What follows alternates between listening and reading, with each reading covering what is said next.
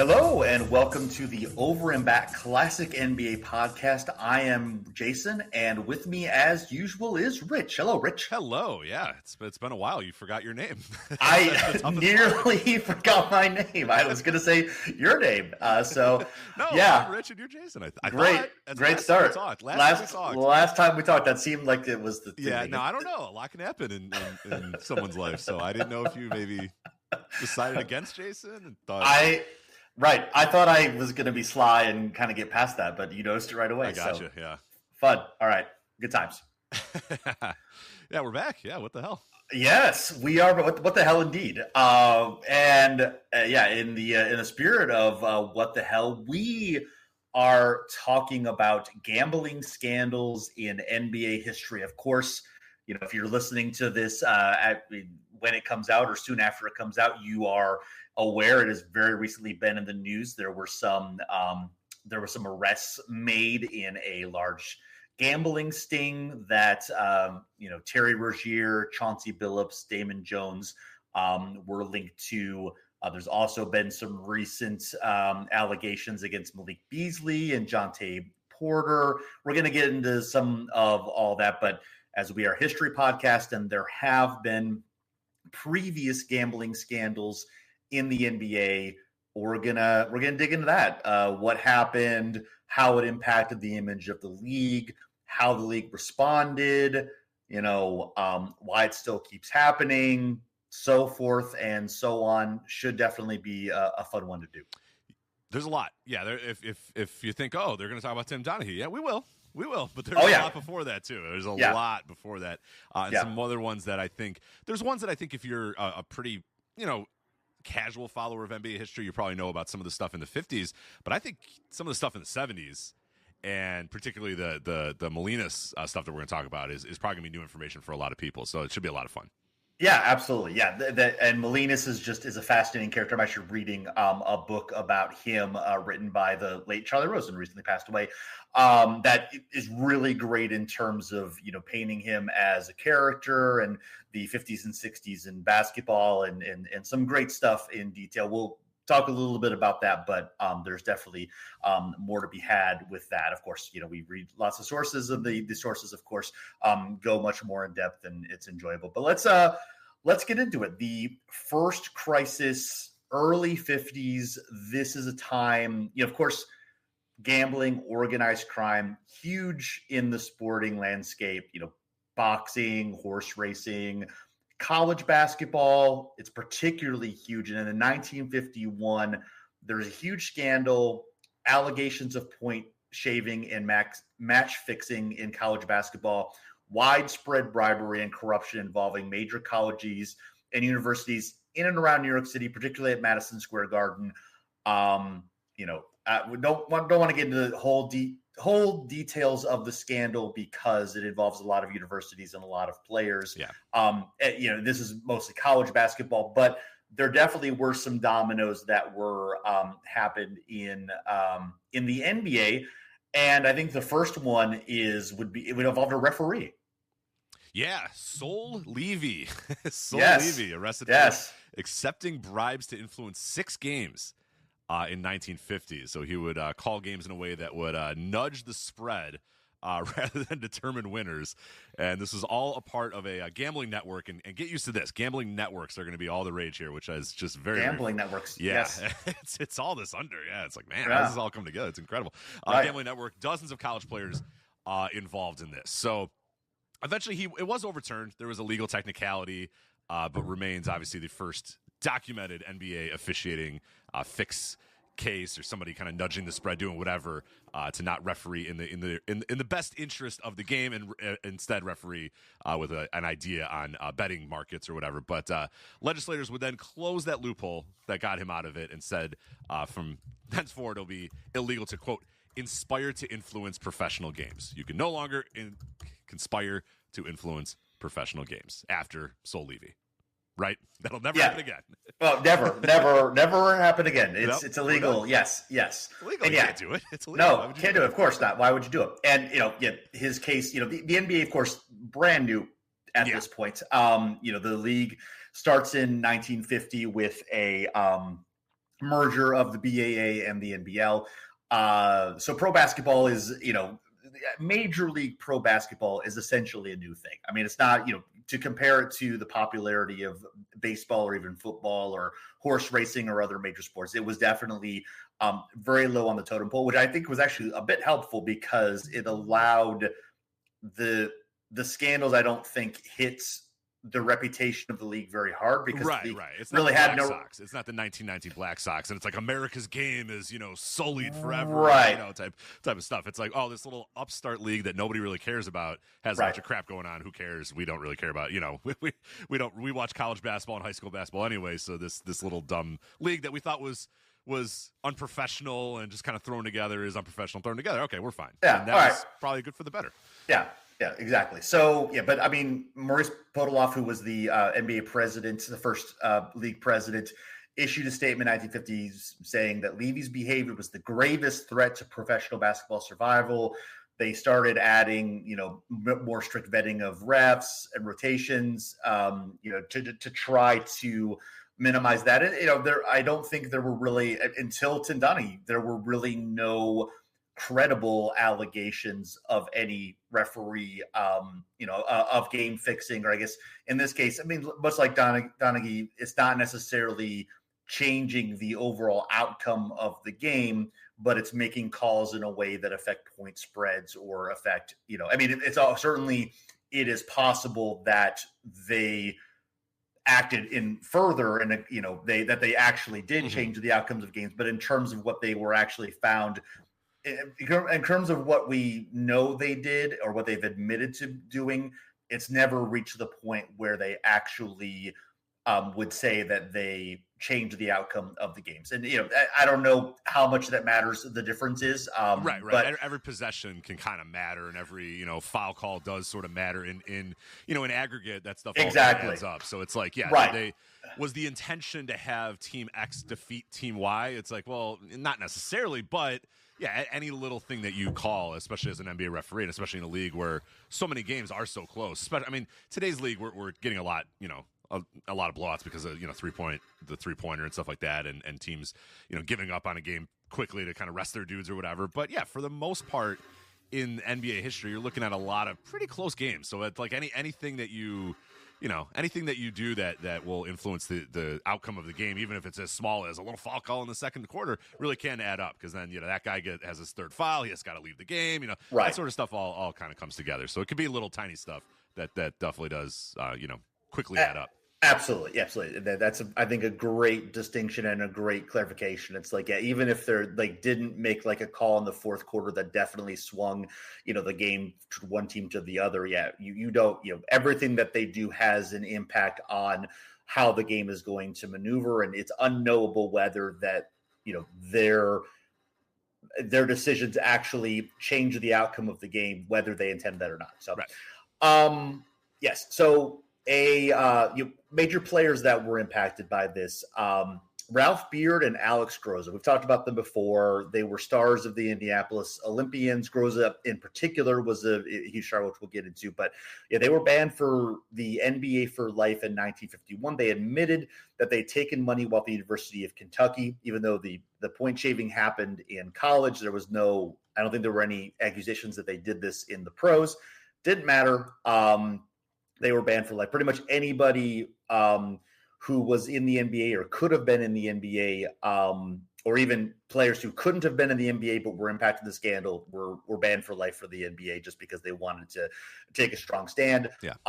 Beard and Grocer were pretty, again, this basketball fandom is relative, but the college game did have more status than the pros this game. So Beard and Groza are bigger names than maybe most of the who had been in the NBA because they were part of the Kentucky Fabulous Five, stars that had played at the University of Kentucky who led the U.S. to Olympic gold in 1948. And yeah, as we mentioned, the Indianapolis Olympians team, actually, they had a unique setup where they had some player ownership as well as, they were sort of structured in a different way. They ended up having to fold 1953 basically because they lost, their best players, and they were, they had some level of popularity, but that all kind of went away after the scandal. But Groza, he averaged 22.5 points per game, 10.7 rebounds per game. He made the All-NBA first team twice. At 24, he was like, I would say, plausibly had like a level of career that would have been similar to like Bob Pettit at the time, had similar stats to George Mikan and Neil Johnston of the Warriors, the top level bigs at the time. So he was a big star for sure. And could have maybe, was definitely a guy who could have been like in the top 50 list in, when the NBA made their top 50 team or the top 35 team or whatever. He definitely was a candidate for that if this doesn't happen. So that's a big impact. He actually eventually did have some level of pro basketball involvement. It was in the ABA because, they're always a little bit more flexible with things, but he did some coaching and some front office work with the Kentucky Colonels, which makes sense given the Kentucky tie. And he actually, with the San Diego Conquistadors, I think he took over as interim coach for Wilt Chamberlain when Chamberlain was not decided I'd rather play volleyball. So yeah, I'm going to go play volleyball with hot women in San Diego instead of this, whatever this is here. This is not very fun. And hey, honestly, can't blame him. Don't blame him at all. No, at all. And then, Ralph Beard, he was one of the league's best defensive guards. Yeah. Olympia, he was the anchor for the Olympians backcourt.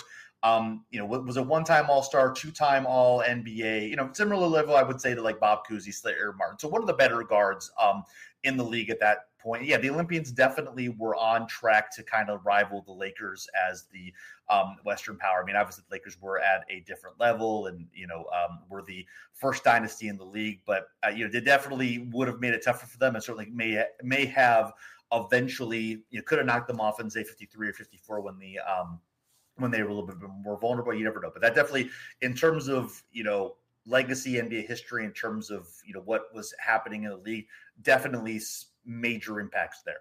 Yeah, it's a great what if is the Olympians if they stay together and challenge the Lakers. Like, yeah, it's hard to say, they were going to definitely beat the Lakers and they were definitely going to win the title or whatever. But yeah, they're a good team. I mean, they're a good team with a lot of good players, and like you said, it does make you question or wonder, I guess I should say, if they had been able to rival the Lakers as opposed to the Lakers just being absolutely dominant for as long as they were. It's an interesting question to think about, at least. Yes, absolutely, for sure. So, next, the name we've already mentioned, Jack Molinas, a 1954 All-Star rookie with Fort Wayne, caught betting on his own team and banned mid-season. And, he was we're going to get into him more later as a figure in gambling scandals. But, he definitely was, I believe, the only player up until recently, with a credible accusation of actually betting on his own team. He was banned from the league in midseason. The owner of the Fort Wayne Pistons, Fred Zollner, told the Detroit Free Press in 1954, if we hadn't have come down hard, the whole league would have been gone in 5 years. Was out there. Now, Molinas, he admitted, at least at first, to betting on his own team, but he said that was a very common practice in the league, that other players were doing it, so he didn't necessarily have like a problem admitting that. Now, he was a guy who had some issues with the truth, so whether there's any, level, whether there's any truth to that at all, it would not surprise me if there were certainly levels of, gambling on your own team or gambling on the league, but again, not necessarily like, Molinas was very clearly point shaving. He was very clearly even throwing some games in college. Whether he actually threw any games in the pro is uncertain, I believe. Yeah.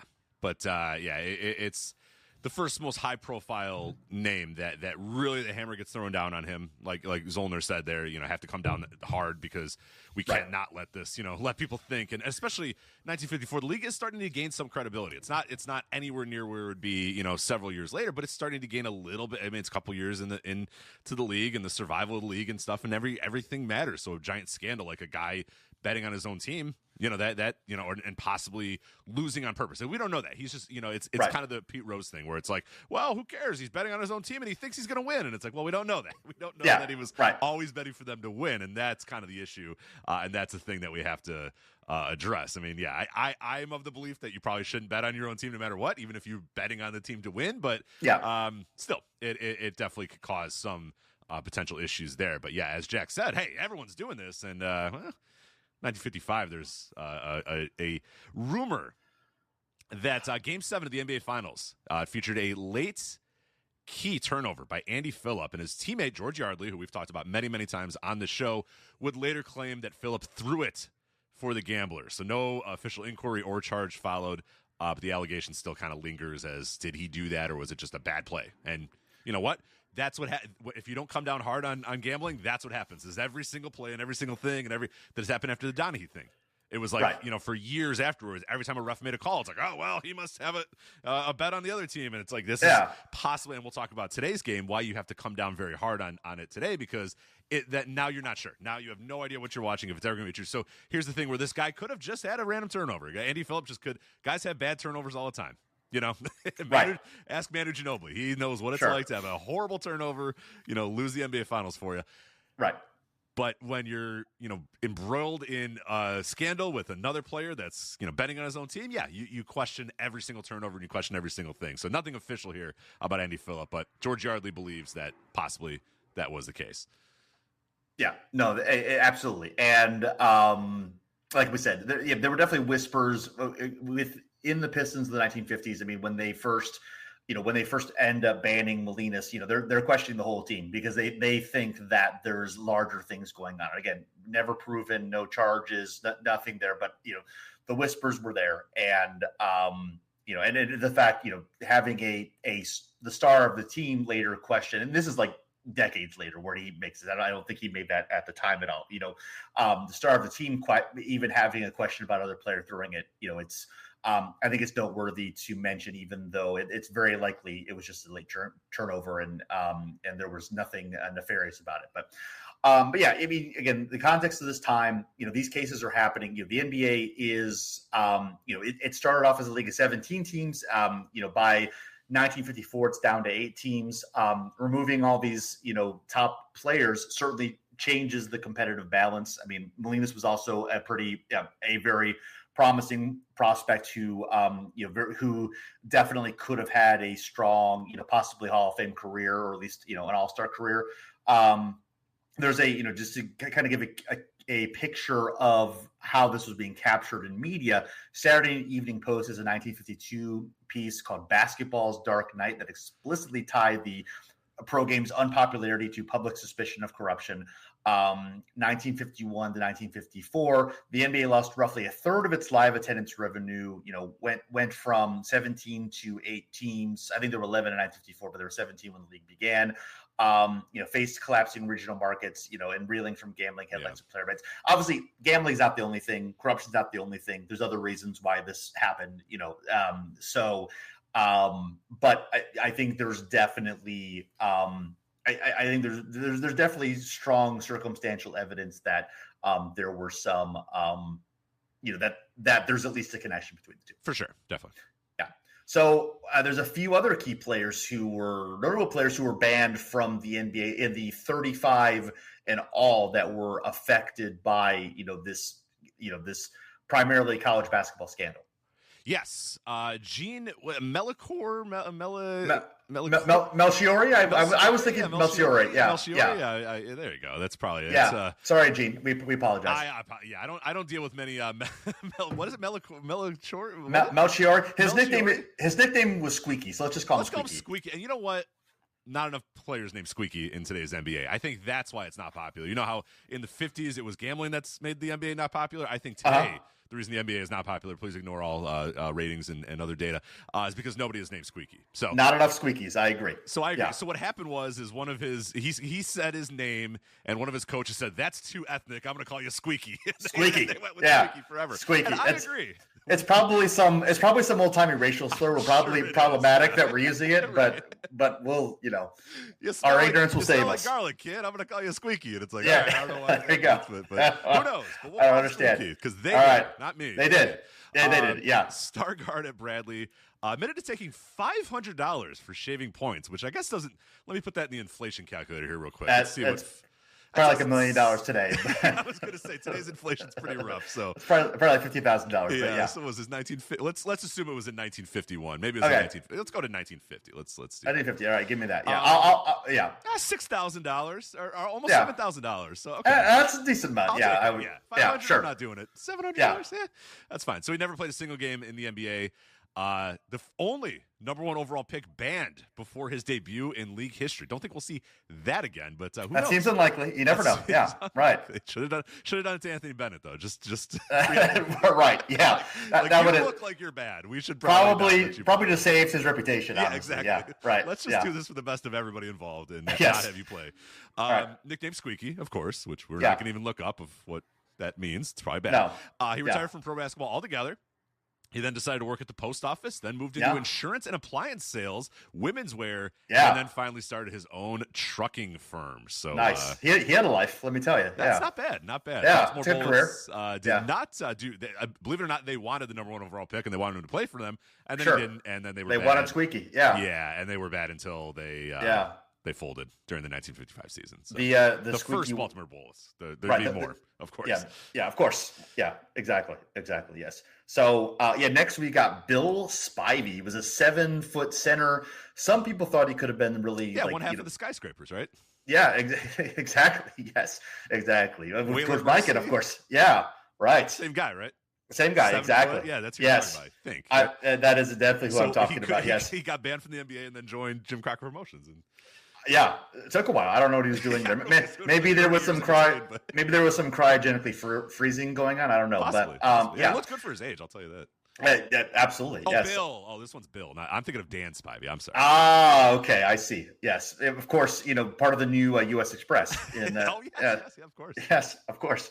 Yes, averaged 19.3 points per game in college. He was acquitted of perjury, but remained, I guess, unofficially blackballed. I don't know if any of the blackballing was official, but nevertheless, some of them were truly announced. So now he actually did maintain a career in basketball, but not in the NBA. He did some barnstorming, and he played in the pros in the EPBL and the ABL up until the late 60s. He always claimed his innocence. He led his teams to 3 championships, was on 5 all-league teams, including twice in the first team. This would have been actually later in his playing career, though. This was more in his late 20s and early 30s, which for a big man in the 50s was actually, late, going on because, George Mikan was like 30 when he retired. So, these guys weren't lasting much in the early 30s. So the fact that he would have been the top level player in these leagues at the time, I think stands out. And he sort of got the last laugh on February 11th, 1968. He participated in his final professional game, taking advantage of a loophole in the NBA's rules. He took part in an all-star game in Baltimore featuring the old Baltimore Bullets players. The original team that folded in 1955. It was also, I do think that, it was part of the old American Basketball League, like dating back to the 20s, I think through the 40s. And I think there may have been another instance of that team later on in the minors before the current Bullets team was created. Anyway, before a game between the current day Baltimore Bullets and the San Diego Rockets, who are, of course, now in Houston. Anyway, Spivey led both teams by scoring 12 points. One day later, he retired, saying it really meant something for me to finish off my career with a game like that. So it seems like a cool thing. And he would have been, close to 40 at that point. He would, or at least in his late 30s. So it's cool that he was able to, get something special, from not having to be in the pros. And again, we have no idea whether, there were definitely people involved in these scandals who really did some serious bad things. And there were some people who just took a little bit of money and it, really weren't, what they did. I don't, I don't necessarily think was totally ban worthy, but I also understand the perspective of, you have to come down hard on it or it's going to take your game by association. Right. And one of the guys, I think one of the real lost ones and real big question marks in NBA history is Sherman White. From Long Island University. And he, right. I mean, when you read up on his story, I mean, my God, this guy felt like he would have been a great player. He's 6'5". He averaged 27 points per game at the time of his arrest. He was considered the best college player in the country. Draft rights held by the Knicks because, of course, he was from New Jersey. He played at Long Island University. So he was in the area. They would have had his territorial rights, and he would have been drafted in 1951. And you look at his numbers, and you look at his stats, and you look at his body, and you look at and you're like, wow, that's a guy who feels like if he stayed healthy and got into the NBA when he got to, looks like somebody who, and you look at his scoring talent and stuff, and you're like, wow, that's a really good player. Unfortunately, we would never know. His conviction, imprisonment, he got imprisoned as well for this. And now what's weird, because if you read about this, like the other people involved, there was a bunch of people at LIU that were involved in this, including the head coach. Were all involved in this, and pretty much the rest of them got slaps on the wrist, and he got put in prison. So, right. If you need to guess, Sherman White was not white, so that probably played a part in it. Was one of the only black men on the team, so that could maybe influence it a little bit. Sure. Of how things were done in the 50s, but he was in prison, so New York obviously never got him, and just a real what if in Knicks and NBA history. And he also went to the EPBL afterwards, and he won an MVP, a ring, and was on the league's first team 5 times, playing for the Hazleton Hawks, the Baltimore Bullets, and the Wilkes-Barre Barons as well. While, when you played in that league, you didn't get paid enough, so he also stole storm windows, cars, and liquor during that time. I assume in 3 separate places, but I don't know. That'd be a great store. That would be a hell of a store. If you're like, I mean, I'm here to get a bottle of vodka, but I could use some storm windows too. So, Also, I mean, to think about, of course, he would have been, if he'd been drafted in 51, he would have been one of the first black players in the league. And does he have because he's so good? Does he have the potential to be the first true, black star in the league? Yeah. Because the early black players were really role players up until Baylor and Robertson and Bill Russell. They were just sort of, pigeonholed into more of a supporting, more rebounding defense, not really scoring. White's talent was so great that, so that's another interesting piece of history. And the fact that the Knicks lost 3 state finals, they were a very, very good team. Just having that one, having that star to, add on to that, certainly seems possible that, they could have been able to get a championship in the 50s and been a tough team, maybe even a rival for the Celtics once Bill Russell shows up. Absolutely. Yeah. They were a good team, and it's hard not to think that adding this guy would have, improved things a bunch. But you obviously don't know how it would have worked out, but you look at his numbers and you look at his intangibles, and it's like, wow, that seems like a guy who probably could have came into the league and been pretty important, but we'll never know. Yeah. Okay. All right, so we're moving on to the 60s. And in 1961, there's another college scandal involving, something like 50 players in 27 colleges. And who does it tie back to? Jack Molinas. Oh, boy, yes. So he's like, I can't play in the league? That's fine. Yeah. I'm good. I'm going to go ahead and build another nationwide betting network. Yeah. Some of the people involved in the 50 scandal are part of that. Finances bettors, recruits college players, provides insider information. Although, again, this is a college scandal, but this does hit the NBA because there were several talented players who were blackballed by the NBA, led by Podoloff and then guided by attorney J. Walter Kennedy, who later becomes the commissioner. They reacted with paranoia. They are even more stringent about banning. Like they ban anybody who was even whispered about, whether they had any kind of charge or whether they had anything. And it really impacts some players who basically did nothing and were part of this. Jack Molinas, a fascinating life, and he has all of these, had all this talent and all this charisma. But the life ends up catching up to him. He is later murdered in 1975 amid gambling disputes. I think he was also heavily involved in pornography and other organized crime activities. So, not great for him. No, certainly not. But what we're going to find out in this next section is that pretty much if you had any sort of tie to Jack Molinas, if his phone number was in a booklet that you had, or you had any idea that a call was made between him and you, and anything like that, even if you didn't accept money, even if you didn't do anything, it was just like this. If you have any tie to this guy, if you know this guy, you're done. You're gone. You can't be in our league, or you're going to be severely punished because they were very scared of this guy, and for good reason, because he seemed to be very good at doing this. When you get a global network of 50 players in 27 different colleges and all this sort of stuff, then it is. It's certainly a thing how involved this all was. So the first three guys that we're going to mention here are names that you probably know and you're probably aware of: Connie Hawkins, Roger Brown, and Doug Moe. Never charged, never proved to have shaved points, but were nevertheless blackballed from the NBA.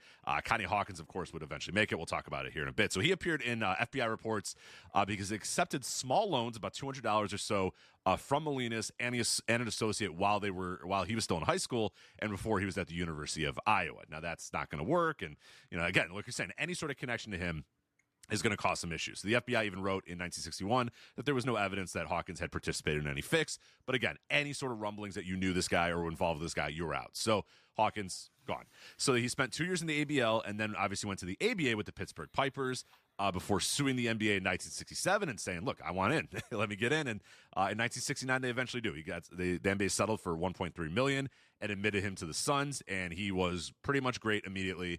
And another what if in NBA history, had he gone to the NBA right away, what could he have possibly been? Because his first year, his rookie year, he's all NBA first team, 24.6 points per game, 8 rebounds per game, helps the Suns make the playoffs as well. And you really, really wonder, if he joins the NBA in 1964, I mean, we're talking about, 5 years before, he's got to be he's got to be an all-time great player. And right now he's more of an all-time great what if, but had a great run, no doubt had a great run. But we're 5 years of his prime basically gone. You definitely can extrapolate that and project that into, that he would have been a very, very good all-time player.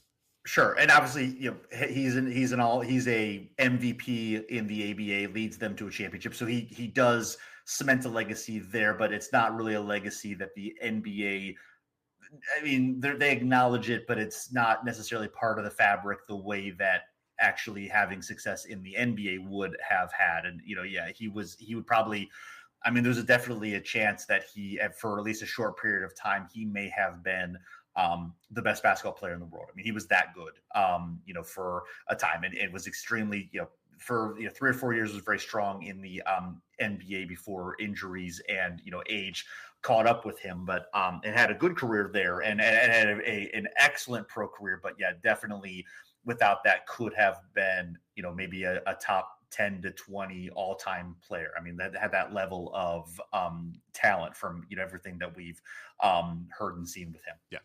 Absolutely. Another guy, Roger Brown. You might not remember that Roger Brown was involved in this. Of course, he was never charged, but he had associations with Molinas and was offered money, similar to Hawkins.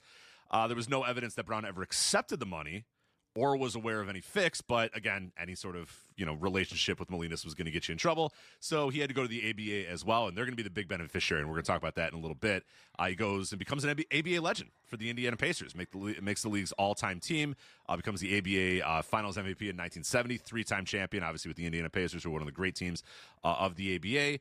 And if allowed in the NBA, he's probably, you could probably assume that he would have been good in the NBA too. There's no reason to believe that. Oh, yeah, absolutely. Especially with the ABA at the time that we're talking about it. It's like, secondary sports leagues, and if people listen to this, if you've never, we've done a lot of shows, if you go back into our archives about the ABA, this is not like your typical, the ABA, I don't feel like it's your typical startup league because it had a lot of really good players. They paid a lot of big money for players. They had all these guys, so they had a lot of talented players. Like a lot of times your secondary sports leagues are going to be the fringes. It's not like the XFL, the fringes of the NBA are not playing in the ABA. It's some pretty good players. It's guys that legitimately could be in the NBA but are choosing to go to the ABA or being forced to go to the ABA for a number of reasons. So when we extrapolate guys and say, hey, they were good in the ABA, so they'd probably be good in the NBA, I mean, there's no reason not to believe that, especially when so many of the ABA's best players, when the merger happens, come to the NBA and they're really good. They're almost all really good. It's like very few of them couldn't handle the transition from the ABA to the NBA. So in my mind, it's like, if you're successful in the ABA, I pretty much can safely assume that you would probably be pretty good in the NBA as well. So about Roger Brown, I mean, God only knows if he's in the NBA during all this time. As he's as successful as he was in the ABA, you have to believe he'd do that too in the NBA. Yeah. And of course, on the other side of the coin, if he's not in the ABA, the Pacers, do they can, he's an extremely important part of their franchise legacy. Do they even make it into the NBA during the merger? Like, what happens with that team?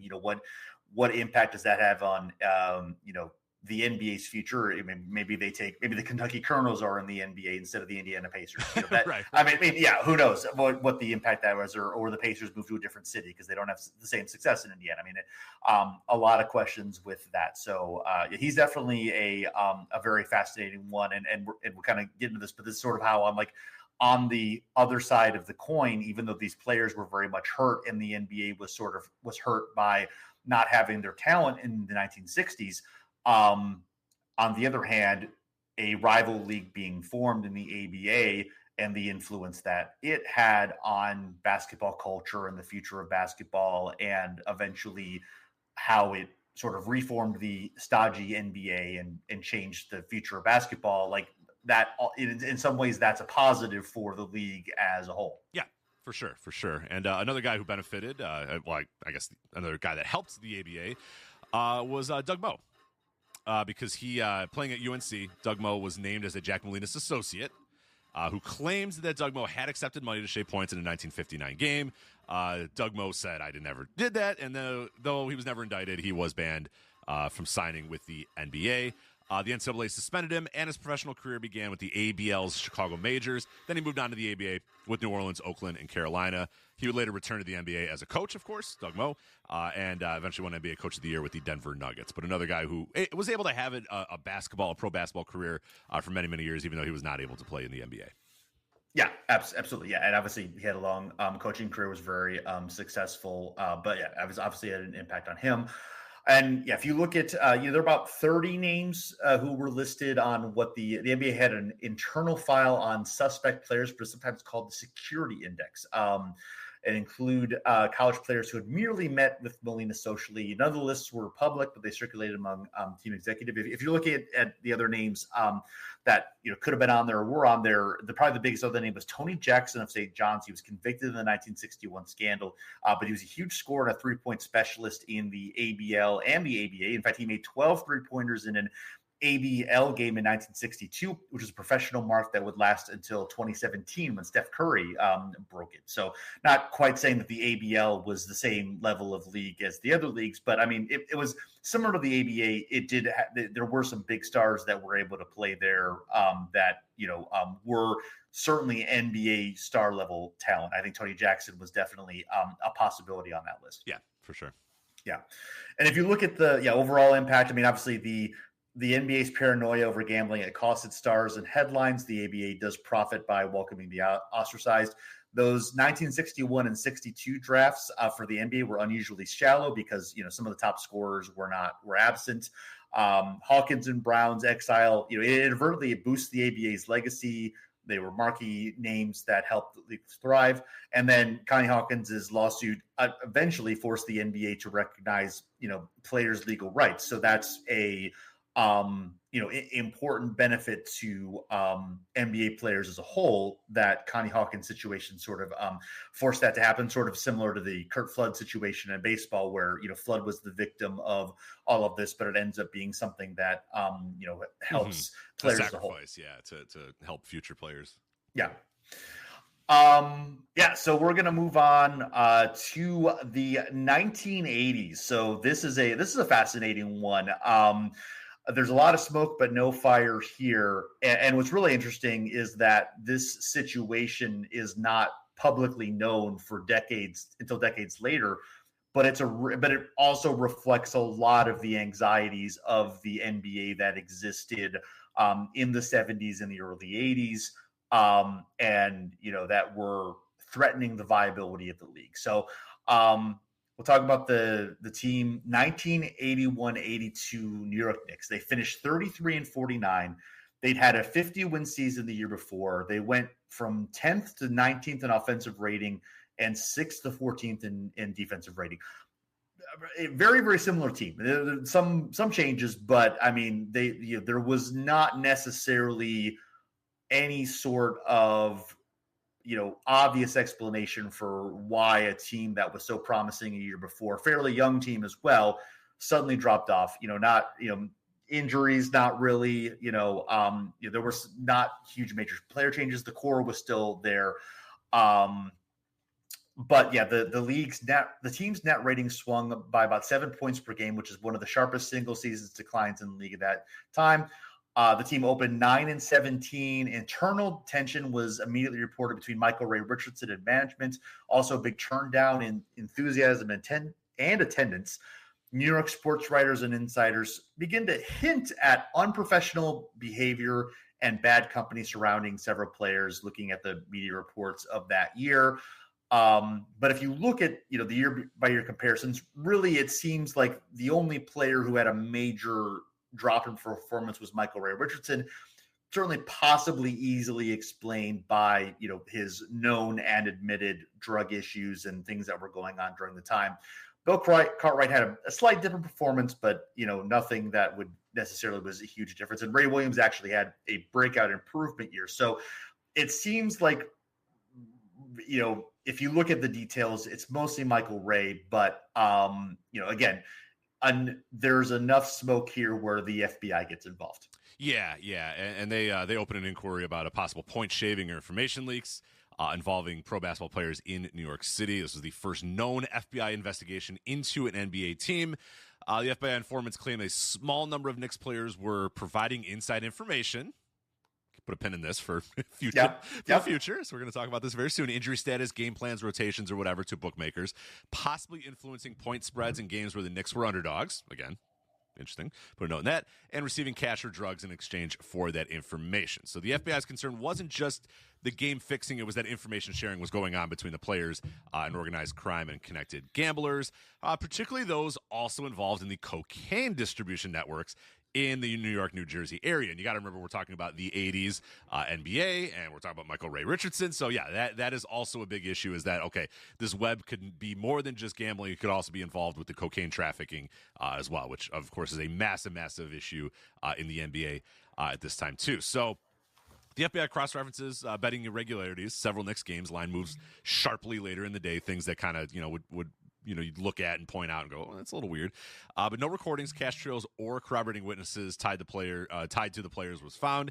And the Bureau eventually discovered that, or determined, I should say, that no prosecutable evidence existed that any NBA outcome was altered. So the allegations, again, were really unknown until 2013 when a book, Larceny Games, Sports Gambling, Game Fixing, and the FBI by Brian Toohey came out. So this is relatively new information that we didn't know about for decades and decades and decades. But no charges are filed. Names were unconfirmed, and the investigation closed in 1986. Still, it reflects on the FBI, having some interest in sports integrity, especially during the cocaine era of the NBA. And it's just very fitting to talk about when we're dealing with what we're going to talk about for today's game. But yeah, I don't know. The Knicks thing is an interesting story. But talk a little bit more about it, and then we can give some theories about what's going on here. Yeah, no, I agreed. And I think that, this is also amidst another big college basketball scandal, the Boston College point shaving scandal in, I think, 78 or so that, has come to light going on. So, I think, between, 61 and 78, I don't think there were necessarily any major, gambling scandals involved in basketball during that time. I'm sure there were things, but relatively quiet during that time. So it's sort of, been almost 20 years kind of forgotten about. Suddenly in the late 70s, it sort of blows up again. So I think there's definitely more visibility there. Obviously there's paranoia about drugs. The NBA is becoming a blacker league. Yeah. Salaries are rising. And so there's scrutiny on the NBA that hasn't existed before, and on its players. I think in terms of that, I think the NBA is a target because the visibility has grown. Even though the league is definitely not at a point of success in 81 and 82, but it's more visible. It's better known. So I think that it just again, whether there was any wrongdoing or not, It's just like it's more likely that the FBI is going to look into it because the lights are brighter on it. So yeah, I mean, it's also fascinating that the story never broke publicly, and the huge what if here is if this does become public in say 82 and 83. This is definitely a time where there's declining TV ratings and attendance. CBS nearly drops national broadcasts. There's a whole, the tape delayed playoff games, all that stuff. Does the Bird Magic Renaissance, does that get derailed because of, there's this scandal or perceived scandal, just sort of tanks the reputation of the league entirely? Because it's not, I mean, I don't think the NBA was necessarily in a position in 1982 where you can be like, oh yeah, like its future is guaranteed. Like, oh no, not at all. Like this league is definitely going to survive in 10 years. Like, I don't think there was a reason to think it wouldn't survive in 10 years, but like you and I, like the NBA is in a position where the NBA is going to exist in as long as like the world exists still and society exists. Yes. The NBA is going to exist in 10 years. I have greater faith in the NBA existing in 10 years than in American democracy, let's say, yes. Existing. So, but 1982, that's definitely not, for sure. No, I mean, there were sports leagues that had a relative amount of success and a relatively similar amount of visibility. I'm thinking of like the soccer league, it was the U.S. Soccer League, with Pele in the late 70s, Cosmos and stuff, right? Yeah. Or name of the league, but or the USFL. I mean, there are other sports leagues that had a short-term amount of success or visibility.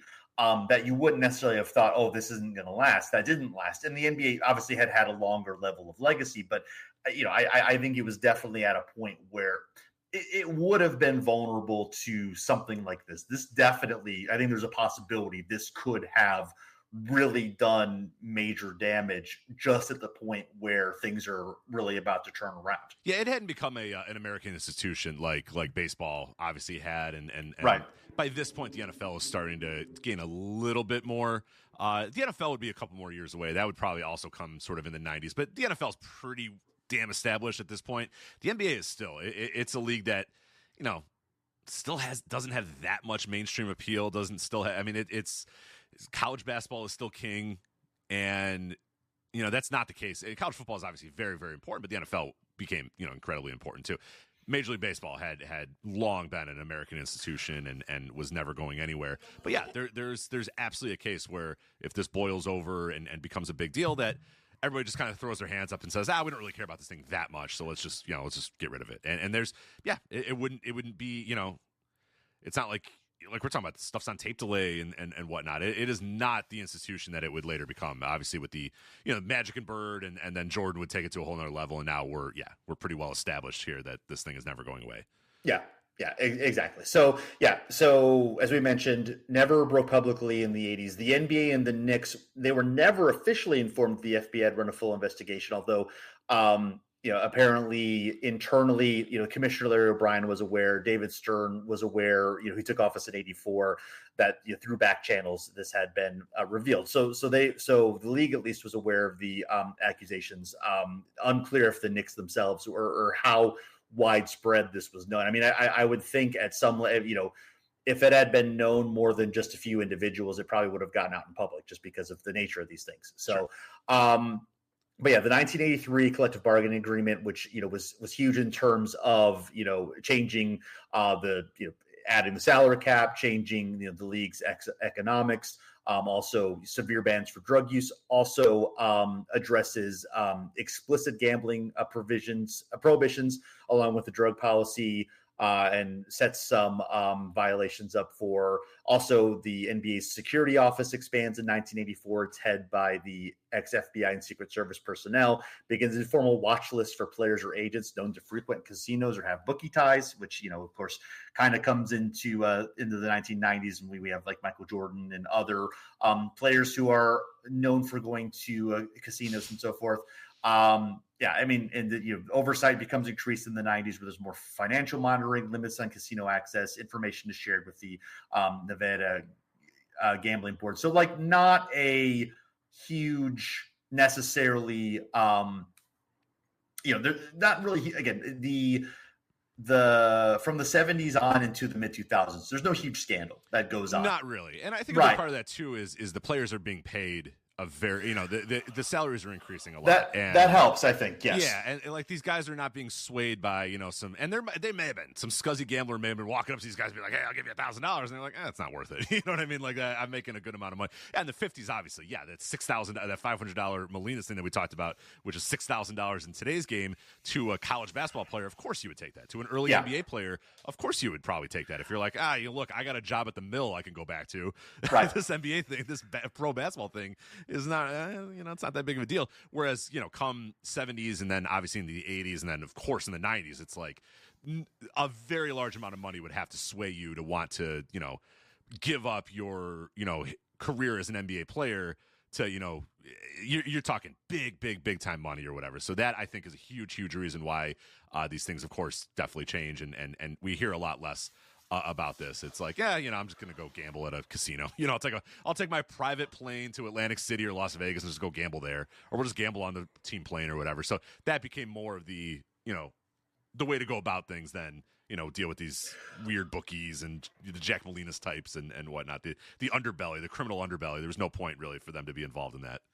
Yeah. That makes a lot of sense. And I do think that, and we'll get into this, I think, with more of the modern stuff. But yeah, that's always kind of been my thought. It's like, well, that's why it's unlikely that players are going to, really are throw games or shave points. It's like, well, it would cost them so much if it's found out that it's completely irrational for that to happen. Although I will say, like, gambling addicts are not always known for being rational. So sometimes, there are, and we'll get into that, I think, more with the modern stuff. But just talking a little bit about some drips and drabs of guys, there were a few things here or there that popped up, like Orlando Woolrich and Reggie Theus.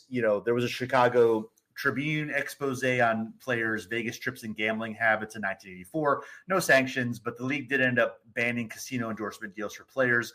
1985, John Howard Williams of Tulane was indicted for point shaving, but later acquitted, then went to the Cavaliers. He did miss his rookie season. And then there was some concerns about referees gambling during All-Star Weekend in 1986. So David Stern issues the first written referee anti-gambling directive. The gambling ban, obviously gambling on basketball is illegal or is not allowed, but this is like, no gambling for all league employees for in other situations. John Hot Plate Williams also, there's reports on his on his gambling debts. I guess we got to check out Star Wars John Williams to see what his gambling situation is. So as financial distress, ends up getting team supervision and counseling. The NBA adds a financial literacy training to its rookie program.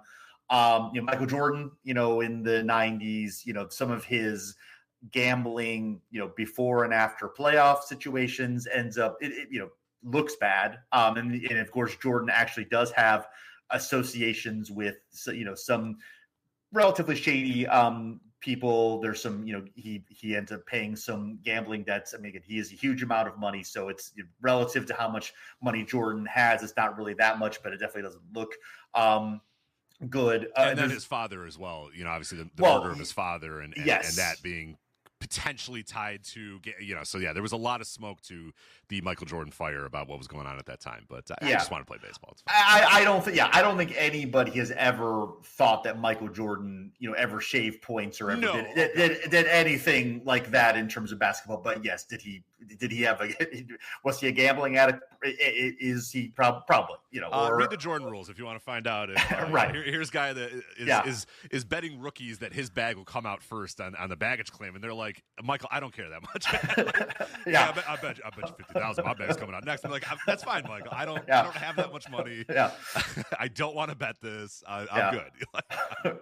I'm all right on that. And it's, and the card games and stuff. And he's putting hands down and people are like, we don't have that money, man. You're Michael Jordan. I'm Scott Burrell. Like, I can't, I don't have that more sort of money, man, to be paying for this stuff. I'm, Jack Hansen. I don't have money. Like, I don't have Jordan money, but no, yeah, again, I don't know that I think we can all pretty much assume that, he was not point shaving, but I think we all know that he was probably a little too into gambling at that time, and possibly. That probably not a good. Yeah, certainly not a good look for the league's reputation and for his reputation. I mean, again, obviously, NBA is extremely successful. Michael Jordan is hugely revered. It's the impact that it wasn't like it was driving fans away, but it definitely it definitely didn't look great. Some other guys, Charles Oakley. Allen Iverson, Antoine Walker, there are media reports of them, being involved in high stakes guard games or having gambling debt or, gambling in Vegas during road trips, things like that. Again, it's none of it, no misconduct or, no legal misconduct, no accusations of it necessarily impacting, like they're not betting on games or doing anything illicit in terms of the game. It's just, some ties to gambling are exposed, necessarily anything more to that. And I think we pretty much, that is the situation until we reach the mid 2000s.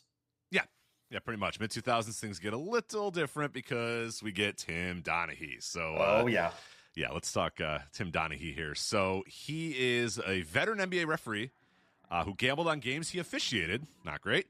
Fed inside information to bookies tied to organized crime. Not great. And triggered the biggest identity crisis in league history. So whatever, nothing too bad. So right, the FBI reviewed, and they saw that Donaghy officiated 136 games from 2003 to 2007 while gambling. Roughly 47 of those games showed statistically significant live movements and outcomes that favored bettors using his information. There's no evidence, again, that Donaghy's calls directly changed winners and losers. But as we talked about a little bit earlier, the FBI confirmed that he intentionally influenced margins to favor his bets, which again, I calling early fouls on key players, and this is what the FBI found. He called early fouls on key players to alter momentum and extended close games to ensure the point spread covered. So to me, that does directly change winners and losers. Maybe he's not quite literally being like, no, I'm sorry, Charlotte Hornets, that was the 3-pointer. And they're like, no, it's clearly a 2-pointer. Like nothing that was that obvious, but enough where, a key foul, an early foul on a key player, that matters a lot. That's going to matter a bunch towards the end of the game. So, again, it's not like determining the winner and loser at the end of the game, but definitely doing things that would sort of favor one way or another. So the NBA did an internal audit, and we're going to talk about that here in a little bit, that found no playoff or finals games were affected, and most questionable games were regular season contests between 2005 and 2007. Donaghy would plead guilty to wire fraud and gambling conspiracy in 2007 and claimed certain refs influence outcomes through foul calls and tempo as well. Allegations the league then disputed. They wanted it to be, no, it's just this guy acting alone. And Donaghy was like, no, I am not. So we'll talk about that here in a moment here. Total estimated profit to Donaghy and his network was $120,000 to $150,000, which that doesn't seem like, I guess on a referee salary, that's pretty good, but I don't know. It feels like there should be more than that if you're doing this sort of stuff. But apparently the betting ring reportedly placed wagers totaling millions on games that he worked. So no evidence emerged that any other NBA official had fixed games, but Donaghy's obviously, what happened there was not great, and the league's credibility was definitely hurt. Plus, even though the NBA was like, no other referees were involved, phone records showed 130 calls between Donaghy and fellow referee Scott Foster during the height of the scandal from 2006 to 2007. Maybe they're just talking about a call, just talking about a game they recently officiated, but there's definitely some smoke to that. 130 calls, that's a lot of calls between two players. Like Foster was never accused or charged with any wrongdoing. And Donaghy said that he reportedly gambled casually with a small group of fellow referees on golf, cards, and non-NBA sports during road trips, which was common at the time, but technically against the policy. We talked about that policy that David Stern instituted that said referees could not be gambling. In his 2009 book, Personal Foul, and later interviews, Donaghy alleged that the NBA encouraged referees to favor certain teams or stars for ratings. The league extended playoff series to maximize revenue, and the NBA and FBI both rejected these claims as unsubstantiated, and Donaghy provided absolutely no evidence of those. So anyway, between all this, the NBA became the rigged league. Again, that conspiracy culture, and like we said, every single foul call, every single game that had any sort of call, it was like, oh, here we go, Tim Donaghy. And it took a long time for the NBA to let go of that. And particularly and you pointed this out in our notes too, which I think is perfect. This scandal hitting exactly at a very fragile time for the NBA too. Post Malice at the Palace, declining ratings. No Michael Jordan. No, the stars of the 90s have all kind of retired. LeBron hasn't quite reached that level yet. You got the Kobe scandal coming in. You have this gambling scandal. There's a lot going on as well. And, the NBA, they were having issues here. The ESPN and major newspapers openly questioned whether the playoffs could be trusted. And, of course, the 2002 Lakers-Kings Game 6, which was not officiated by Tim Donaghy, though. That's a common misconception that now that's an all-time game where people are like, this is a fishy-ass game. Not officiated by him, but referenced in his book, though, that something was going on here. But was that officiated by Scott Foster, or? I think it was. Let me double check. And he is, again, another name that, and still to this day, people question Scott Foster. Oh, yeah. I think it can't be underrated how much this really damaged referees' reputations. Yeah. How much not. So Dick Bavetta, Bob Delaney, and Tom Bernhardt were the guys here. I thought in my brain, Scott Foster. I think in a lot of people's brains, Donaghy refereed that game, and he didn't. And in my brain, Scott Foster did, but he didn't either. So well, there you go. So, obviously, I don't remember exactly when Scott Foster was started refereeing. Obviously, he was there in the mid 2000s because he and Donaghy were doing it. But anyway, not super important at this point. But just the public trust definitely collapsed in around that time, 2007, 2008. There's a trust rating poll by the Harris organization in 2008. The NBA's confidence drops 20% year over year. Betting markets temporarily reduced limits on NBA games. There's so whatever the reality was in terms of whether Donaghy was truly, basically a lone wolf, or was there a bigger scandal that was really never uncovered in terms of gambling in the league? And I guess it's the question of, do we believe the known liar, or do we believe the league with an incredibly strong incentive to just make the scandal go away and not dig deeper into what actually happened? Yeah, that's a real Sophie's choice there between you have to do you trust Tim Donaghy or David Stern? Right. The answer is no. The answer is no. I trust neither. I trust neither a lot. Yeah. Now, the FBI agent who led the investigation said about a decade later, and there's a great piece we'll include in the show notes on about a decade later, looking back on the impact of the Donaghy scandal and how much gambling, so forth. And it was right at the beginning of the time in which sports there were legalization of a lot of sports betting in 2018, 2019. And it's a great read, and I think it forecasts some of the things that we're seeing happen now. But if Phil Scala, who was the FBI agent who led the investigation, he said, if you're going to ask me if I would do it differently now, the answer is yes. I would not have gone to brief Stern and basically saying, in Donaghy's many conversations with the feds through the weeks, he began pointing fingers and making allegations about other referees, other refs who may have been corrupt. So the FBI basically had a plan to do some undercover things to corroborate Donaghy's story.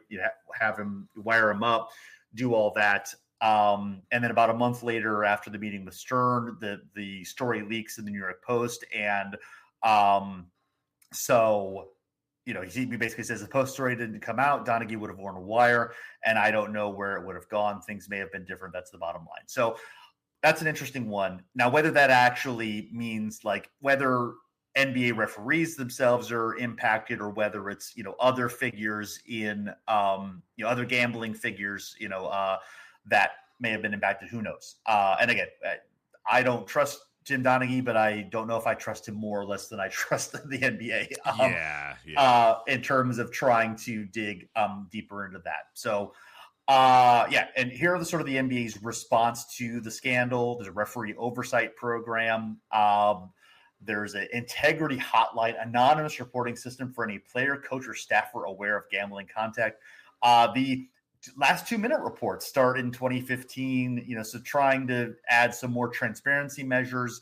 An independent advisory committee chaired by ex-federal prosecutor Lawrence Pedowitz outlined reforms and cleared other refs in 2008. Now, you can decide if those are meaningful things, just like the other programs, or you can decide if they're basically just, ways to make it look like the league's doing something, but are they really doing anything, really meaningful in terms of, trying to actually, dig into what happened and or prevent future situations like this from occurring. Yeah. The last 2-minute reports is it's a great benefit that we have now as we can look at it. I mean, some people can debate if it's good or sometimes it's like you look at it and you're like, oh, I wish this wasn't around because now I just know that you screwed up like 7 different plays at the end of the game or whatever. But at least it's a level of transparency that wasn't there before. So that I consider a benefit from the Donaghy thing. But the rest of these things are just kind of like I kind of feel like jingling keys to kind of. Sure. I don't feel like there's nothing really here that is going to they were, but again, for the public perception, it was like we had to do something to prove that no, we're looking at this and we're making sure this doesn't happen again. So I get it, but yeah, I don't know how much this really helped or anything, but public perception wise, it did help because people stopped really talking about it pretty quickly. Yeah. So and kind of the after Donaghy, after it that sort of fades, obviously, I think to a certain level there was a long-term hit to the NBA's reputation that I don't know if it ever came back afterward. I don't. Again, the league has certainly had plenty of success and plenty of growth. It's not like it damaged the league, or not like it overall damaged the business or drove a massive amount of fans away. But I do think it the outcomes of games, I think, are a little bit more the jokes or the memes or whatever, I think do some sort of lasting hit to the NBA's reputation. But I think at least as the deep impacts of the scandal faded, the NBA, and I think, the culture at large, a lot of other institutions changed their stance toward legalized sports betting. The NBA was opposed to it, but as Adam Silver becomes commissioner, they see betting as part of the business. 2018, the NBA signs a partnership with MGM Resorts, giving the casino access to official NBA data, logos, and in-games odds usage. They were the first major sports league to do that. 2018, they also reach agreements with the firms Genius Sports and Sports Radar to distribute official real NBA data for live in-game wagering. And then this was after May of 2018, where the Supreme Court strikes down the federal ban on sports betting, which opens the path for states to legalize sports wagering. So now we're in a situation where very, very different landscape in terms of sports gambling, in terms of visibility, in terms of legalization, in terms of a lot of different things. And, we're in a new world now, and here are the consequences of that new world. Yeah. The floodgates have kind of opened in terms of, legalized gambling, legalized sports gambling. The leagues, how they're going to react to this it remains to be seen. And at this time, I don't know, in May 2018, we had quite the idea just how ubiquitous sport. I knew it was going to increase. I didn't realize that it was going to be all that sports is. If you watch any game now, you're just inundated constantly with ads for sports gambling, ticker on the bottom, the commentators having to bring it up and do an ad read and say, oh yeah, well, the line today. It just became absolutely ubiquitous very, very quickly. And I don't know if COVID kind of helped accelerate that or whatever, but just a wild explosion in how sports betting just became accepted by the leagues and then accepted by the networks and then just now accepted by fans as well. Yeah. And I think the big change for me and that I've seen, and I've never really been into sports gambling. So personally, it's not something that I innately know much about. So maybe this existed before, but I think the emphasis on the prop bets in particular, the individual stats, minutes, first baskets, these like little micro markets. I think these are the real things that, in terms of the actual betting and in terms of the opportunities to abuse the system, or in terms of like the insider trading or the, in terms of incentives for players to actually, do something relatively minor that might not be that hard to hide, to change a prop bet, in order to be able to like benefit their friends or whatever. I just think the opportunities here are really challenging. I think we definitely see that in the Jonte Porter case. Yeah. And I agree with you. The prop stuff is wild. Like, yeah, doing basic bets on like wins and losses and basic lines like that. Yeah, that's whatever. I mean, that's been going on forever, and I'm sure quite a number. I mean, we don't know. We don't have exact. We don't know for sure. We don't have a bunch of names or whatever, but we can safely assume that at some point over the last 30 years, during that period that we talked about where it was relatively quiet, I'm sure something was going on. I'm sure some guys were involved in some sort of betting with high-level bookies. I'm sure. Now, were they throwing games or whatever? I don't know about that, but I'm sure that NBA players were involved in some sort of betting markets or whatever at some point. But it didn't seem so blatant because these prop bets, like you said, and especially the Dejounte Porter thing, you have these prop bets on individual stats, minutes, first baskets, and they could be for low-level players too, like a Dejounte Porter. Dejounte Porter was found to have shared confidential health information, limited his own minutes to affect prop bets, and bet via proxy account. So he got a lifetime ban in April 17, 2024, the first for an active player since 1954, so quite a long time. Department of Justice later charged outside bettors linked to his scheme. And, his is just a really interesting case because it's like, when you really think about it, is like, should we be able to be betting like the under on Dejounte Porter's like rebounds per game? Like that, that just seems wild. Like it seems, and I think a lot of these guys and maybe these first crop of guys with Dejounte Porter being the first one were people that were like, you know what, we could probably manipulate this pretty easily and no one's going to find out. Well, people found out pretty easily, and he was, it was caught because, I'm sure you have to do it very carefully for a very long amount of time. But one of the good and the bads of sports betting being so ubiquitous and these apps being what people use is that it's probably a lot easier to figure out if there's some weird activity going on. Before it'd be like, okay, we'd have to find some, gambling kingpin and then look at his, notebook or whatever and see that a bunch of stuff is going on. Or a sports book can say, hey, we saw a bunch of weird stuff going on with this guy or this guy or this guy. Now that there's these apps, I'm sure it's like these algorithms probably pick it up right away. This is weird. Why are a bunch of people betting on Dejounte Porter's, rebounds under, Right. Let's, flag it, send it to a guy, send it to a system. The system looks at it and goes, yeah, it's kind of weird. A lot of people, we've had 1,000 people in the last hour bet on his under. And then, oh wait, he just came out of the game for an injury. Like that seems kind of weird. So I think we're now being able to find out about these a little bit earlier. But as far as Dejounte Porter, I mean, what happened to him? I mean, I guess the NBA probably lost a promising stretch big since he, family ties. It was whatever, but yeah. Yeah, of course, for him, it's just like, he lost his NBA career, potential multi-million-dollar contracts, and never can play in the league again. And the message sent to people in the league is that you're not going to get any second chances after this. If you were discovered to be a part of this, you are done, and you're done forever. And he is he's done. So when that happened, that was a little bit about a year and a half ago now. Were you thinking, oh, this is like the first, there's going to be more of this? Or were you thinking like, oh, this is just kind of a weird blip, like for like some, basically minimum salary guy to do this, but it's just sort of a weird, like, because it had been so long for me since any NBA player was involved. It was just sort of like, because I always had the mindset of like NBA players make so much money, there's no way they're ever going to do this. But again, with the prop bets and with again, a minimum salary player, was financial incentive for him he can make a lot of money doing this, when his NBA earnings are relatively meager, at least at the time he was playing. Yeah, no, I figured this was going to be the first of many, to be honest, because of the exact reason, like you said, that they I'm sure many people thought, oh, I mean, you can bet on me and my minutes played, and look, I could just go out there and then, do two plays and say that I'm hurt, or, I'll just try to not get a rebound. Like, especially when you're talking about low-level players that are playing only a couple minutes per game, it's really not that hard to say, okay, my over-under on rebounds is, 2, and I just won't get any rebounds. It's not that hard. I'll just go in there. I'll probably play it towards the end of the game, and I'll go in there, and I just won't get any rebounds. It won't be that hard. Or, I don't have to give any assists. Like, what are my assists? 1?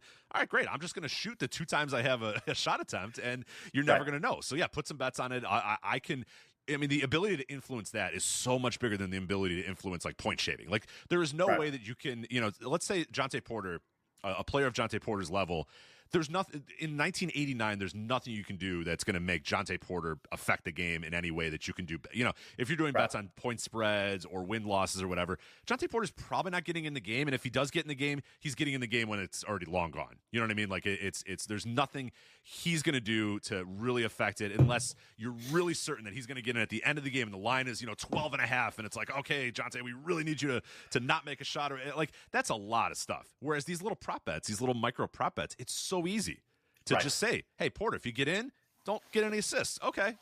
Not hard. You know what I mean? Like I'm going to be in for 3 minutes and I just won't pass the ball and I'll be good. If I get the ball, I'll shoot it, or, I'll do something, or I'll turn the ball, I'll throw a bad pass or whatever. I'll throw out like there's ways that you can, and it's 2 minutes. It's a micro thing. And most people might not notice that. Oh, that's really weird that he did that. But these betting markets will notice it, and these betting apps will notice it. So I thought it was going to be like, oh, yeah, of course more guys are going to get involved in this. I kind of thought it'd be a lot more, and I guess, I wasn't surprised that other people got involved, but I thought it'd be an explosion where a bunch of people would be found out to be doing this. I mean, obviously, there could be more, you never know. But, I admit, because I don't think I had the awareness of prop bets and how much those were being used, and I just, that was not something that I pay a lot of attention to. I just didn't realize you could bet with anybody. Like I kind of figured it's like if you were going to be betting on a Toronto Raptors game that you get top 5 players or something. I didn't know you could really bet on like the last guy on the bench and what he's going to do in the game. It's like, why does that exist? Like, does that need to exist? That doesn't make any. Yeah, I mean, and it's one thing for those to actually exist. It's another thing for those to be like emphasize. I guess prop bets as a whole are emphasized a lot on ESPN and other covers. Like, I mean, it is something that is part of the sports discourse. Like it's, and the other thing too is these apps make more money on that. And that's kind of the thing that people don't realize is the reason that they're telling you to do these parlays and these prop bets or whatever is because it makes sense for you at home to say, oh yeah, I'll do, if this happens, and then they'll advertise, oh, if your 7-leg parlay hits, you'll win $8,000 or whatever. And it's like, those people are not going to win $8,000. Most people are not going to hit on these parlays. So they want you, they don't make much money. It's like roulette. The casino makes very little money on roulette if you just go black, white, even, odd the entire time. You could stay there for an hour probably, just doing black, white, even, odd. You're not going to make that much money. They're not going to make that much money. Nobody wants you to do that. They want you to say, I'm betting all my stuff on 3. It's going to be 3, and then it doesn't land on 3. And you go, oh, darn. Sometimes it lands on 3, and you go, I won the $80,000 when it landed on 3. But for the most time, believe it or not, Jason, the casino usually wins. Really? The house... Wow. Doesn't always win, but it almost always wins. And that's why I don't like gambling, because I'm like, that's stupid. Like, I'm at a disadvantage every single time I go in there. But you can be smart and bet the lines and bet, you can know enough about the NBA to bet the lines or whatever, but they really want to get you on the parlays and the props and that sort of stuff, because that's where they're going to make more money. And that's where, it's easy to sell to an audience that doesn't know much about gambling that, oh yeah, you can do a 9-leg parlay on all these different prop bets. And if they hit, you'll make $1 million. But more 99.9% of the time, they're not going to hit. And you're just paying these sports books money. Yeah, and something that really lands for me, and something I can't remember where I read it, but it basically described, the activity of, going to these apps and, and making these wagers, and this sort of activity is like you're basically making a decision before your brain can process the consequences. Yeah, and I think that's really, a real strong indication here, and I really think that that's the type of activity that, like, whether you ban it or whether there's changes to at least like the sports advertising and discussion forum to like sort of move away from the prop bets and the fringe things that because you're basically preying on gambling addicts and people who have like you're really like it's really a it's like it's like having like cigarette advertisements in a kid's magazine, or I think on that level of just like I think gambling being legal for me is morally fine, and maybe changing the prop bets, especially for the minimum players, might be something that would be worthwhile. But in terms of like the way that the targeting and the way that it's permeated the culture, like we've said, I think that's really we've just had no education either. The toxic thing. Yeah, you're taught as a kid that smoking can cause cancer. You know what I mean? Like we are now taught that. You're taught as a child that drinking alcohol has consequences or whatever. I don't know. I'm not sure. You have a daughter, so maybe you know. I doubt they're teaching, hey, gambling in school. I don't know. Right. Maybe they are. Maybe they should. They probably should. I mean, if we're going to have this be legal, it should be a thing where now, just like we're learning about we know about the dangers of smoking, you should, teach children and adults about the dangers of gambling. Gambling. Yeah. I mean, that's fair. So getting into some of the other players, Malik Beasley, 2025. In June of this year, report surfaces that he was under federal investigation into allegations that he was tied to improper gambling on games and prop bets, specifically during the 2024 season with the Bucks. One sports book reportedly flagged an unusual surge in his rebound props around January 2024. His attorneys announced, now he had like a tremendous season in the 2025 season for the Pistons, was one of the top bench players, was incredible. So he was about to reaching a point where he was about to get a huge contract for all that, and then suddenly this comes out in June of 2025, year and a half after whatever activity.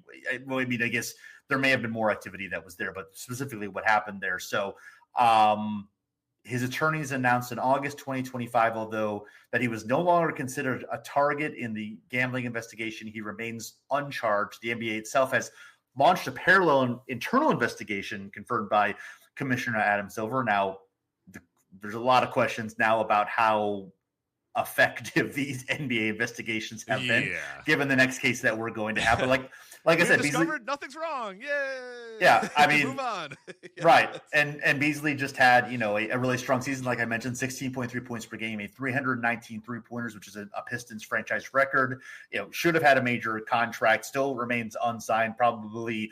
Almost certainly will be until there's any sort of NBA or FBI investigation that he has been cleared. I mean, even if the NBA says we found nothing, into that, is that going to be enough for teams to want to take a chance on him, given the next case that we're going to discuss? Yeah. And Beasley too, involved in that too. There was reports about his just mounting debt in a lot of different ways. Right. Absolutely. Yes. Yeah. It's like, this is a guy who has some things he's got to figure out, I think, and it's probably best to have him figure those things out before he gets back in the NBA and they can do an investigation. But yeah, I will say Adam Silver's investigative arm in the NBA very similar to David Stern's, where it's like, hey, let us get involved. Hey, nothing's bad, everything's good. All right, everything's great. Yes, we looked into it and it's fine. We didn't find anything bad. We didn't find anything bad. Right. So you gotta raise a couple eyebrows here and there. That they tend to not, more times than not, everything's okay and everything's fine. Which, again, do you trust, possible gambling addicts and people, or do you trust a league commissioner that benefits greatly from you looking the other way and staring at the jingling keys instead of, possible integrity issues in this league? Yeah. So the next one, Terry Rozier, who plays now for the Miami Heat, formerly playing with the Hornets when the alleged behaviors that he was named in the federal indictment by the U.S. Attorney's Office. October 23rd, 2025 is one 6 defendants in a scheme to use non-public information from NBA players and coaches to place bets. According to reporting and public documents in March 2023, while with the Hornets, a betting data showed that a professional bettor placed 30 wagers in 46 minutes, all targeting Rozier's statistical unders. See, come on, that's going to get flagged. Like, what are you doing? That does seem extremely what are we doing here? But again, I don't know what the normal data is. I don't know how many of these crazy situations occur that are actually explainable or that people don't bother to investigate. We don't know because obviously we don't have access to that data. But he exited the game after only 10 minutes, citing a foot issue. The bets all succeeded. And so, he was – now, the NBA says that they did investigate these allegations in 2023. The Hornets in the league were aware of them. Apparently, nobody else in the NBA was. They said that he did have a legitimate injury, that, there were medical records that show that.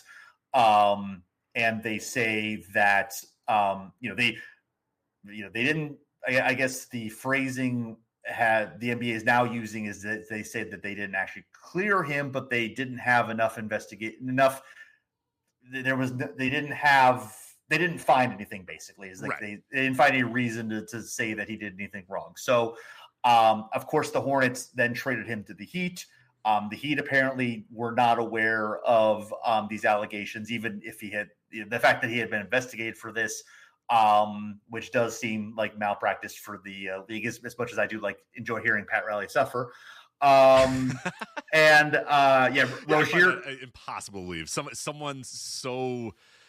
I mean, Spoelstra's very detail oriented, and Pat Riley involved in you know what I mean. I cannot believe that they're like, what?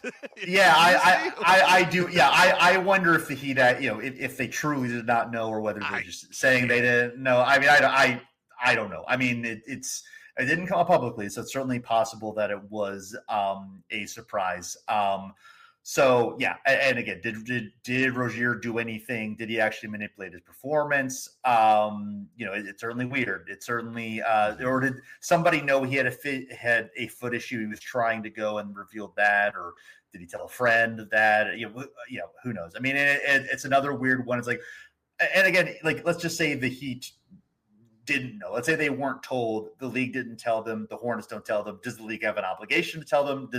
And let's say Rozier did nothing wrong here. Like now his name, whatever happened, his name is going to be sullied by these accusations, even if he eventually is entirely cleared and they say he didn't really do anything wrong. Just somebody revealed he had a foot issue and that was what the betting, he didn't have anything to do with it. There's always going to be questions about it, So it's like, well, if he didn't know, should they have been told? Because maybe, he's unfairly tainted by something that, he didn't do, so it's like, what's fair to him as a person who may be innocent of these charges. Absolutely. Yeah. All right. And the last one, of course, the biggest name here, Chauncey Billups, former Hall of Famer. He was the head coach of the Portland Trail Blazers, charged in a second indictment involving a large scheme involving rigged high-stakes underground poker games tied to organized crime families. So that's the one I think that has him in the most serious legal trouble. And that's a whole separate thing that, I think is a little bit beyond the purview of this podcast. Although, again, if you're looking at we talked about, kind of in the 90s and 2000s about certain players who have ties to, maybe some shady gambling things, even if they didn't necessarily do anything wrong by basketball standards like Jordan.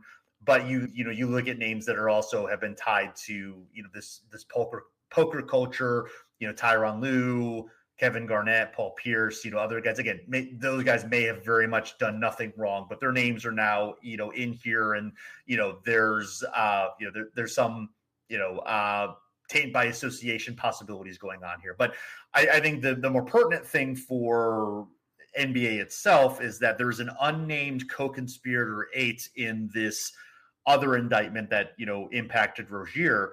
And co-conspirator 8 happens to have the exact, playing career and coaching career as Chauncey Billups. It's obviously Chauncey Billups. So, we don't have to dance around it. I guess he is unnamed, right? But yeah, as if anybody with any sort of knowledge of Chauncey Billups' career could pretty much assume that that's Chauncey Billups. Right. So basically the idea is that this co-conspirator provided non-public information that the Trailblazers would rest multiple top players for a March 2023 game against the Chicago Bulls.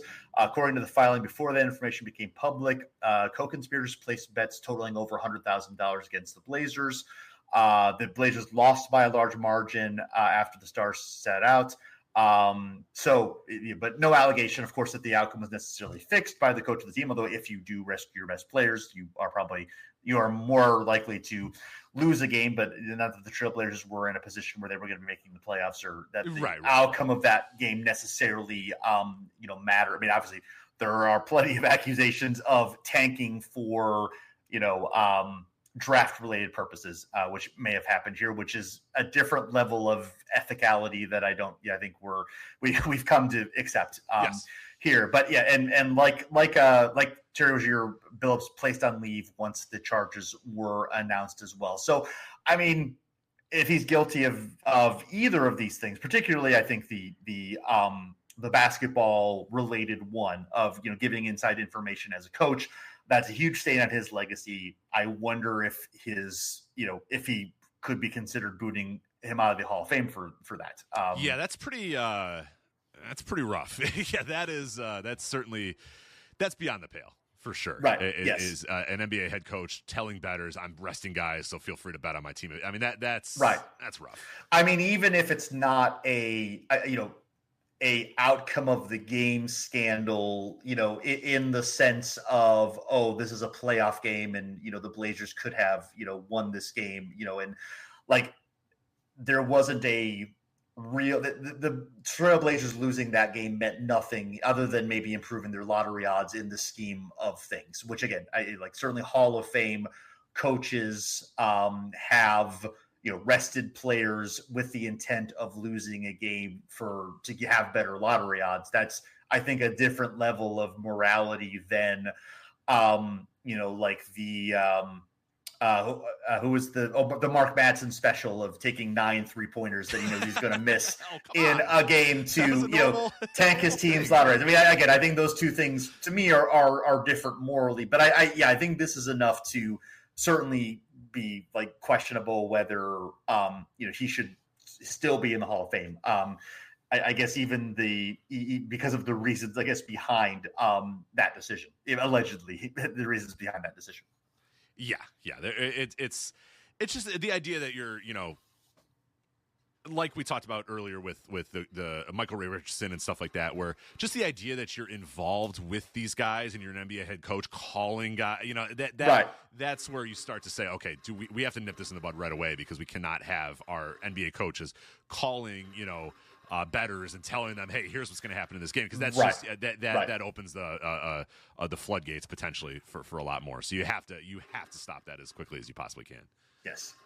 Last one, Damon Jones, former NBA guard, and has been has coaching and TV analysis, named alongside Billups and Rozier in the indictments.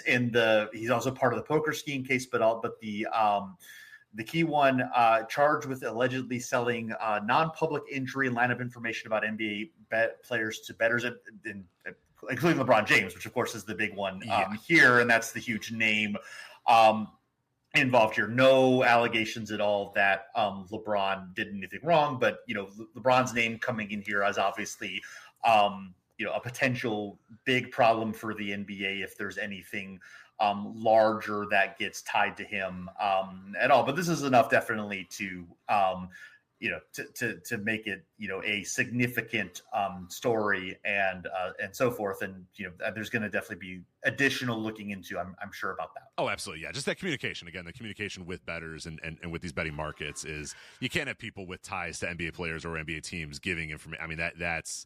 Yeah, that's a bridge too far. I think most people would agree that that's a bridge too far. Even if you're not because I don't really care to sports bet all that much, but I think even if you're somebody that's involved in that, that you would hopefully think, yeah, that seems like something that shouldn't happen. Right. And I'm very curious about how common this sort of thing, because it's essentially insider trading, but there's also levels to insider trading. There's insider trading that is a little bit more, maybe a little bit less. Like it's just kind of everybody does. It's kind of like jaywalking. It's just kind of like, that's accepted as like it's technically illegal. People just do it because that's the culture. Versus the deeper insider trading is I'm giving you very specific information that you're going to use to give yourself a huge amount of profit, rather than like saying like, oh, I've heard that stock A is really good. You should I apparently they're going to announce some new thing you should invest in. It's just like there's different levels of that. I think the allegations here are the more aggressively bad insider trading, but it's also interesting, given who's in charge of the FBI, who is in charge of the federal government here. The idea that, some of these allegations, there may be more glee and more aggressiveness in terms of the FBI going after this league and certain players, and also maybe selling the reputation of other players that, may be tangentially involved for political reasons. That does not seem beyond what Kash Patel and a Donald Trump-led FBI are willing to do. Trumped up allegations would not surprise me in some of these cases. Yeah, certainly not. Yeah, I think there's definitely fire here, but the fire may not be quite as bright as these indictments suggest. Sure. Yeah. All right. Well, so we get to the end here. I mean, what are you thinking? What is your most likely thoughts on what the fallout could be here? I feel like it's not going to be that much. And I feel like the reason why is that it's already sort of out of the news cycle. Like, we're doing this show. We talked about doing this show like last week. And I feel like it's even less important than it was last week, which is wild to me, which is absolutely wild to me because, and you wrote in our notes too, that like when you were a kid and you were getting into sports, the Pete Rose thing was like the most gigantic news ever. You know, oh my God. Like, even as I was a kid, years and years and years and years after the Pete Rose thing, it was still like, yeah, he gambled on baseball. And it's like, oh yeah, of course. You could never let that guy in the Hall of Fame or whatever. And it's just wild that like now I don't know, it just seems like so quickly sort of swept under the rug, or the news cycle is so quick, or our world is so gestures, I don't know what to say, that like things like this are just not seen as that big of a deal. So I don't know. It's like the Clippers thing. I mean, that already felt like that passed through the news cycle, and it was like, I don't know, that's a pretty big story. Like, right. In any other era of sports history, that would be a massive story, and that's like, well, we got this new scandal now. We'll move on. Right. NBA season started. Look how good Wemby is, and it's like, whoa, hold on. Like, how quickly did we just completely let go of these two things? And I think Adam Silver has done a very good job in that regard of, you know, David Stern, for all of his faults, he would tend to maybe focus on controversies a little too much, which was maybe good for saying, hey, we're going to nip this thing in the bud. We're not going to let this happen. Whereas Adam Silver's the opposite. He's just like, hey, look this way. And everyone goes, oh, okay. And they look that way. And then like nobody looks at it. Whereas Stern would bring that up and say, we're working on it. We're doing it. You know, and he would suspend guys and he would go scorched earth a lot of times with these. Adam Silver's the opposite. He's like, well, we're going to do our investigations. We're going to look into it. The integrity of the league is important. Like, he says all these boilerplate, basic PR things, but then basically just doesn't act on any of them and just kind of looks this way. I mean, there's a number of cases, Jonte Porter being the lone exception. That one, they immediately smacked that one down and didn't let it happen. Now, that's obviously a low-level player. It's a lot easier to do. But, like, you know, the Miles Bridges thing, a completely different situation.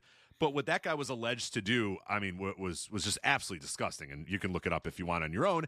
Right. And it was like, you know, he got a little bit of a slap on the wrist, and I think he was out for a year or whatever, or half a year or whatever. And now he's just back in the NBA. He got a new contract. He's making a bunch of money. He just plays all the time. You know, and it's just like, nobody even remembers. Like, you might be listening to this right now, and you're like, Miles Bridges, yeah, go look it up.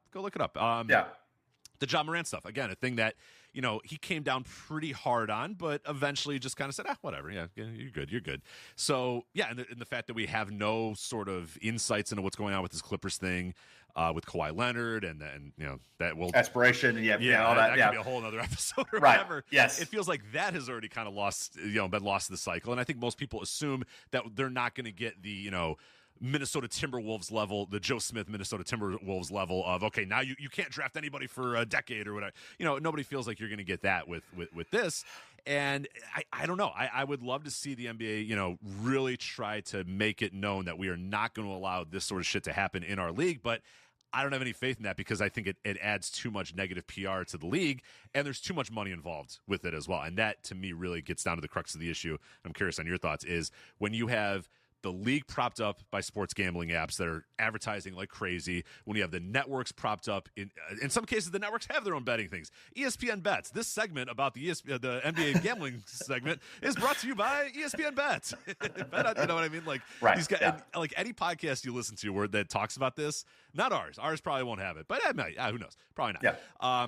Has like you know, Zach Lowe's like, all right, before we get into this discussion, like, let me tell you about FanDuel. And it's like, what? Yeah. This is insane. Like, what has happened? The ubiquity with how much this has happened, and for the NBA too. I mean, shit, some of their games are on the FanDuel Sports Network. Like, they own regional sports networks now. Sure. So it's like the idea that we're going to say, all right, we're really going to crack down on this. We're not going to allow this to happen. It just seems so hard to do right now. It seems like such an uphill battle, given how ubiquitous and how important the gambling app money is in the NBA. So I don't know.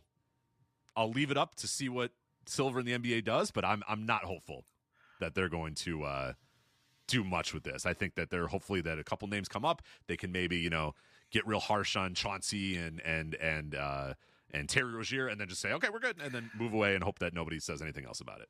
Right. Yeah, I mean, I think that's the most likely thing. I mean, if you look at the pattern, there's a scandal, there's a lot of hand-wringing, there's maybe some damage to the league's image, some league action, whether it's real or it's PR, then it sort of gets forgotten about. We've really had two major PR crises of gambling of any serious note. The early 50s scandal with Saul Levy and Jack Bolinas, which, again, the NBA was so low on the pro sports radar that there was very little blowback. And then the late 2000s, Tim Donaghy scandal, I think it had a long-lasting impact on the NBA's reputation, but not really a major effect on its bottom line. I think the calculus does change if there's any admission or proven allegation of game fixing, like a 1919, Black Sox thing of literally changing the outcome, particularly of like an important game. I do think that obviously does change it, but that does seem unlikely, given that the issue seems to be more the prop bets / the insider trading of information as opposed to a, throwing a major event. If that happens, I do think there would be a bigger impact. But more likely there won't be that, and it'll most likely be like I could see some pulling back on the prop bets, at least like for low level players. Maybe that's maybe like the easiest win is just say, all right, you can't, 5 players from each team, but we're not doing these low level prop bets anymore. Yeah, something like that might. I do think I don't think that's completely meaningless change. But yeah, I think, like you said, there's so much money here that I think we're pretty much here to stay with the culture that we have and the incentives that now exist. Yeah, I think we're locked in. This is our new future and this is our new world, so we'll just have to accept it. But I think the easiest win would be the NBA saying, okay, you can no longer do minor prop bets. They're not gonna change anything drastically, but yeah, these lower level guys, no, you can do prop bets on the top 5 players in each team or whatever. You can bet on wins, and I don't think they would lose that much action. I think a lot of people would still, because I'm guessing the great majority of the bets are like Nikola Jokic, over 10 rebounds or whatever, Wemby, over 5 blocks. Like, I think that sort of stuff is probably more what you're getting. And probably not as many people betting on like the lower level dudes. So I think you can easily, snipe that part off, and then because it's a lot harder to affect, getting into Nikola Jokic's head and saying, hey, dude, I know you're a billionaire now with the amount of NBA contract money you've made, but will you not get 10 rebounds so that we can pay you X amount of money? Like, that's going to be a lot harder to do. It's going to be a lot harder to influence star players, and it's going to be a lot harder to influence what they do to the game, because it'll be pretty obvious if Nikola Jokic is going through a game and just not, he's not getting any assists, and it's like, well, what is going on? This guy is not passing the ball at all, and he's not trying to get any rebounds. Like, something smells fishy. Where the lower level guys, your Jonte Porters, again, it was very easy to kind of manipulate that. So I'm guessing that if I was the NBA, that's probably what I would do, is just say, okay, we're just going to restrict the type of bets you can do in these apps and go from there. I think that's going to be enough, and that should probably satiate people enough. Yeah, I would agree with that. All right, well, yeah. We did it. Yeah. We have now concluded our episode on the gambling scandals in NBA history. So thanks everyone for checking us out. It's good to be back. We'll try to do these a little bit more often. We'll see how that goes. Life keeps us busy, but we still enjoy popping in occasionally and tackling NBA history subject. This certainly was a notable one. So we'll see how it goes. So yeah, we got some ideas in the hopper. So hopefully we can do it. And I would like to do these more regularly. And hopefully I think we will be able to in the coming months. So yeah, awesome, cool. So hopefully it's not another year until we talk again. But yes, I don't think so. I don't think so. Yeah. So So everyone, thanks for listening and supporting us, and we'll hopefully be back again soon.